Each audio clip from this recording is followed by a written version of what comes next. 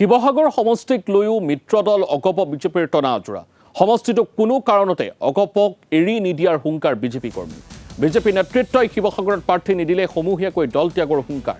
এতিয়াও দলীয় নেতৃত্বই টিকট প্ৰদান কৰিব বুলি আশাবাদী কুশল দুৱৰী সমষ্টিটোত বিজেপিৰ ভেটি শক্তিশালী কৰাৰ বাবে কাম কৰি আছে প্ৰাক্তন বিধায়কগৰাকীয়ে সমষ্টিটো অগপক এৰি দিব বুলি চৰ্চা হোৱাৰ পিছতে অসন্তুষ্ট হৈছে বিজেপি কৰ্মীসকল তেওঁলোকৰ মতে শিৱসাগৰ সমষ্টিত প্ৰদীপ হাজৰিকাৰ নাই শক্তিশালী সাংগঠনিক ভেটি এইবাৰ বিজেপিৰ ভেটি শিৱসাগৰত যথেষ্ট শক্তিশালী বুলিও দাবী দলৰ কৰ্মীসকলৰ পিছে সময়হে ক'ব বিজেপি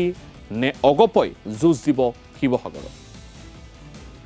মই নাভাবো যে মুখ্যমন্ত্ৰী ডাঙৰীয়াই এইখিনি মুহূৰ্তত বেলেগ এটা কিবা সিদ্ধান্ত ল'ব যেতিয়ালৈকে মুখ্যমন্ত্ৰী বা আমাৰ ঊৰ্ধ্বতম কৰ্তৃপক্ষ দিলীপ শইকীয়া ডাঙৰীয়া আছে তেওঁলোকৰ পৰা আমি নিৰ্দিষ্ট কথা গম নাপাওঁ তেতিয়ালৈকে আমি কোনো কথাই ক'ব নোৱাৰোঁ ময়ো যেতিয়ালৈকে প্ৰকৃত তথ্য নাপাওঁ ডিক্লাৰ নহয় তেতিয়ালৈকে মই এই কথাবিলাকত বিশ্বাস নকৰোঁ কাৰণ আমি প্ৰত্যেকজন কাৰ্যকৰ্তা আশা কৰি আছোঁ এইবাৰ ভাৰতীয় জনতা পাৰ্টীয়ে শিৱসাগৰ সমষ্টিৰ পৰা আমি নিৰ্বাচন খেলিম